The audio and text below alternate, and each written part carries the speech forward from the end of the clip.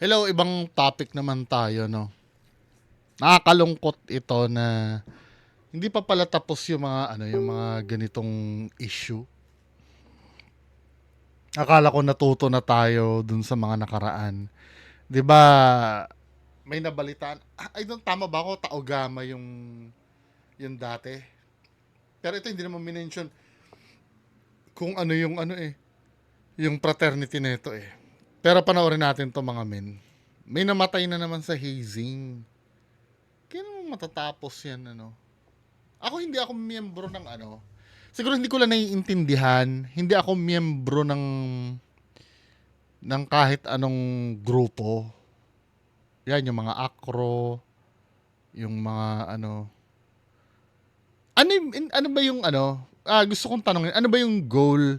Bakit kailangan sumailalim sa ganyan? I mean, wala na bang ibang alternative na pwedeng initiation rights? Maliban sa saktan yung I'm so sure meron kayo reason nun kung bakit. Para patunayan ba na willing kayo masaktan sa kabrad nyo? Ganun po ba yun? Paki-explain po sa comment section Kasi hindi ko talaga alam yung reason bakit kailangan gumawa ng ganyan. Ano yung doon? Yung pangangailangan nun sa isang kapatiran. 'Di ba? So, play natin to. Patay ang isang lalaking estudyanteng taga Cavite na nagpaalam lang daw na pupunta sa isang outing. Batay sa mga pinsalang tinamo ng lalaki. Siyempre, 'di ba? Alam ka naman sabihin mo sa magulang mo na mag-initiation sa grupong ganito, 'di ba? Magpa-paddle dun ma. Hindi mo naman papaalam yun syempre, 'di ba? Hindi ka papayagan nun. Laki sa katawan, hinala ng kanyang pamilya na biktima siya ng hazing. Balitang hatid ni Bam Alegre. Kagabi lang naiuwi ang labi ng 19 na taong gulang na college freshman na si Kenneth Alcedo sa kanilang bahay. Freshman, First year, magsisimula pa lang na Hindi, ano ba yan? Essential ba yan sa Sa school? Alam ko sa mga law school may ganyan, di ba? May mga ganyang fraternity. Ano ba, essential ba yun dahil para sa connection? Yung ba yun? Kasi parang yun na naiintindihan ko eh. Yung madali kang magkaroon ng backup pag miyembro ka ng ganyan. Yan ba yun, mga sir? Bahay sa Dasmariñas, Cavite para iburol. Linggo ng madaling araw huling nakita ng pamilya Alcedo si Kenneth na nagpaalam daw noon na sasama sa isang outing. Pero inabot na ng gabi, wala pang paramdam si Kenneth. Hindi rin makontak ang kanyang cellphone ayon sa kanyang ina. Bandang alas 9 ng gabi nitong linggo, ilang Shit. Ako, mayu-YouTube ako nito. I-blurred ko na lang pala. kaibigan ni Kenneth ang nagpaabot ng mensahe na nasa isang ospital sa General Trias, Cavite ang binatilyo at wala ng buhay. Agad daw nagpunta ang mga magulang ni Kenneth sa ospital. Pagdating po namin doon, tinanong namin kung nandun ba si Kenneth Alcedo. Sabi ng counter o yung information na wala silang alam na Kenneth Alcedo. Until such time na pinakita namin yung larawan ng anak namin.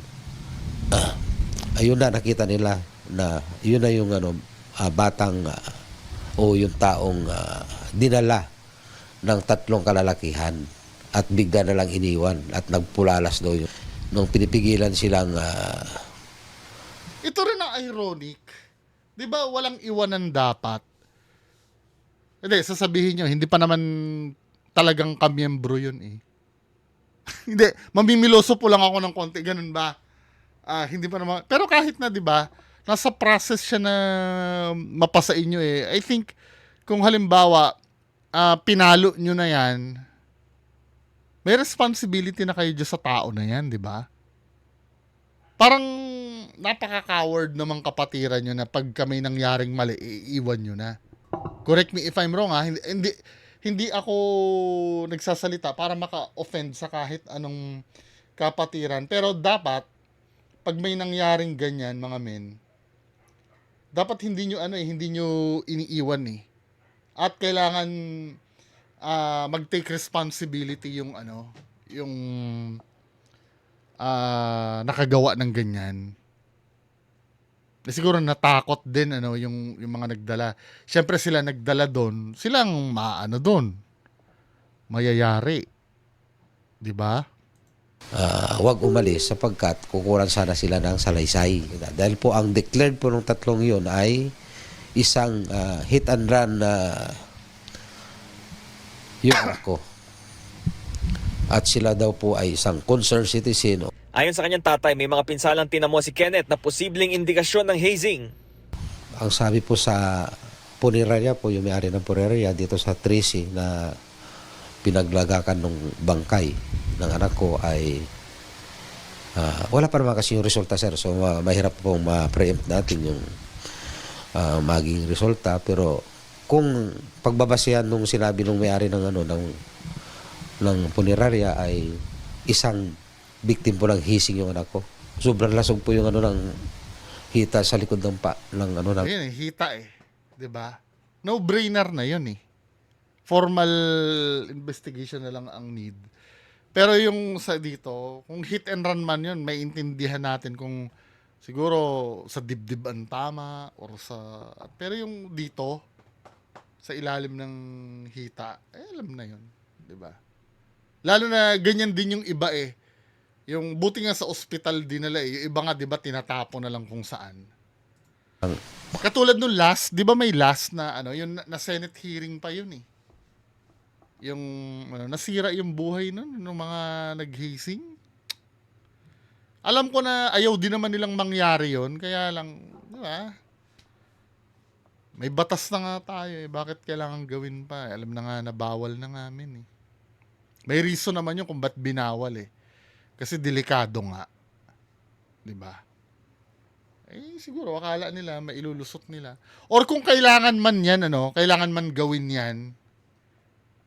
Hindi yung baguhin na yung sistema. Siguro kung kailangan mapalo 'yan, mga 3 palo okay na yun siguro. 'Di ba? Okay na yun. Hindi na kailangan ng bugbugin nyo. Paan ng anak ko po. Tapos marami pong parte sa may balita pa kami. Hindi lang po balita proven po na yung yung ari po ng anak ko sinilagyan po ng sili nakuha po sa kanya pati sa puwit po niya. Mayroon pong sili doon po ako parang sobrang awa sa anak ko at sobrang galit na po ako sa mga gumawa po nito.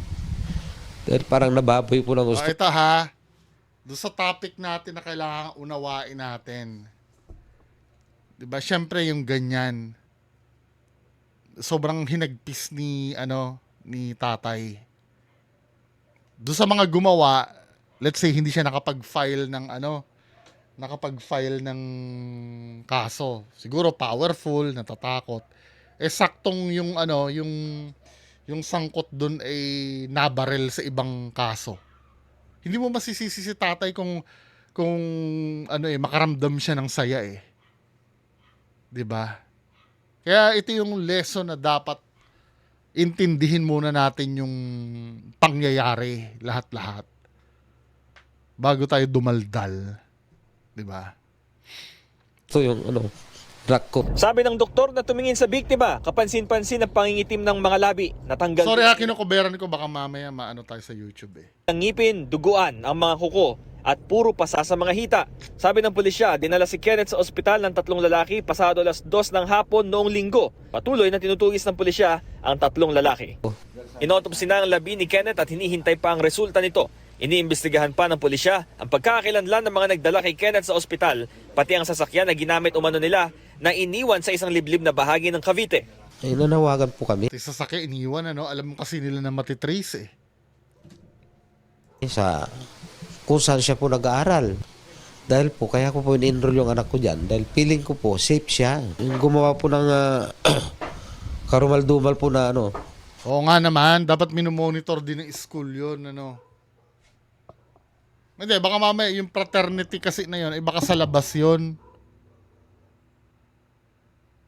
'Di ba? pagpas lang o hising. sa anak ko, sana sumuko na sila. Mahal na mahal po namin yung batang yan. Sobrang mahal na mahal po. Parang binubuhos namin yung buhay namin, yung mga ano namin na para sa kanya, para sa kanyang future.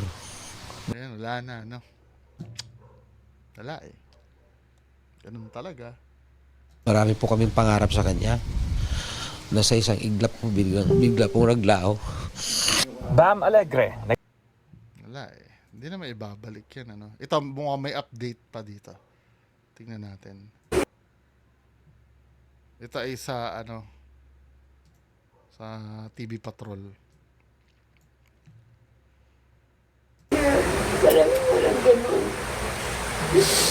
Hindi matanggap ni Gemma Alcedo ang sinapit ng anak na si Mark Kenneth sa kamay ng mga miyembro ng isang fraternity sa dinaluhan nitong initiation rites madaling araw nitong linggo.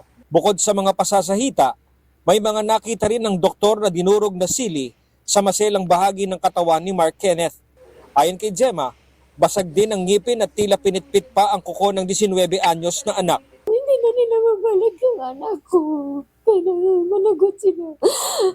Necessary ba talaga yun? Parang grabe naman yun.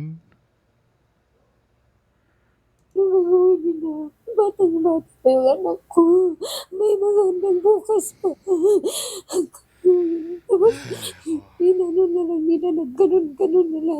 Kwento pa ni Gemma, nagpaalam ang bunsong anak na magsuswimming kasama ang mga kaklase sa Dasmariñas Bayan. Ang ama ng isang kaklase umano ang nag-book ng resort para sa kanila. Pero hindi sinabi ng anak ang eksaktong lokasyon nito. Pumayag naman si Gemma sa kondisyon na magpadala ng mga larawan ng anak kung nasaan at kung sino-sino ang kasama. Pero lumipas ang maghapon, wala siyang narinig mula sa anak. Hindi na talaga makulang. Ang isip ko lang, lubat na yung anak ko.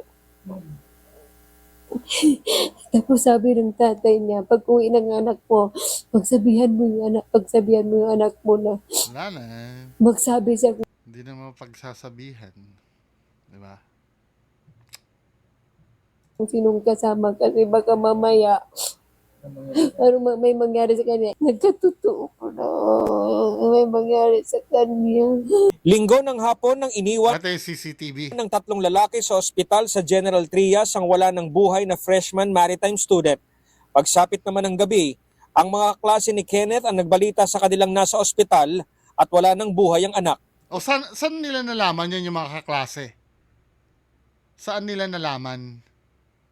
Hindi namin iniisip na gano'n na. Pagdating doon, wala na yung anak ko. Sabi dito na rival na daw. Nitong Lunes naman natunto ng mga pulis ang inabando ng kulay silver na kotseng pinagsakyan kay Kenneth. Isinailalim ito sa forensic examination. Na-recover sa loob ng sasakyan ang mga ID. Andun pa, ano, nataranta siguro sila. Kasi kung, ano yan, kung halimbawa, trip talaga nilang gawin yan, dapat planado nila yan. Eh, siguro hindi naman nila iniisip na magkakaganyan, ano. Kaya naiwan yung mga ID dun sa... Frat shirt at ilang mga dokumento. Kilala na rin umano ng otoridad ang mga huling nakasama ni Kenneth. Hindi na kinukonsider itong PUI. Suspect na ito, para sa akin suspect na ito kasi silang last na kasama. Meron na tayong, Pati yung mga, ano, sira na rin ang buhay. Wala na. Di ba? yung tatlo, meron tayo nun. Pero meron pa tayong lumalabas ngayon na dosing. Bali 15 series, sir. Nanawagan naman si Gemma at ang pulisya sa mga sangkot. Sana naman, lumawas na kayo at gano'n na lang kayo sa amin. Kasi kawawa yung anak ko, binabay nila yung anak ko. Ang dami ko pang pangarap sa anak ko.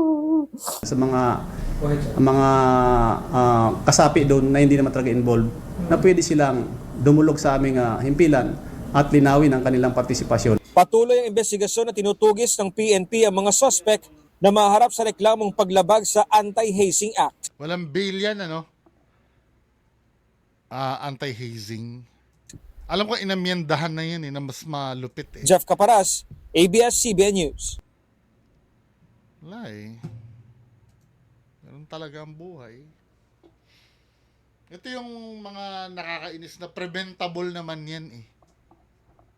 'Di ba? Preventable naman yan. May iwasan naman. Hindi naman yan ano eh. Unang-una may batas na nga eh. Doon sa pagkakaroon ng batas na laban dyan, dapat alam na nila kasi na kung hindi nila kayang pigilan, bawas-bawasan man lang yung ano, yung gagawin. 'Di ba?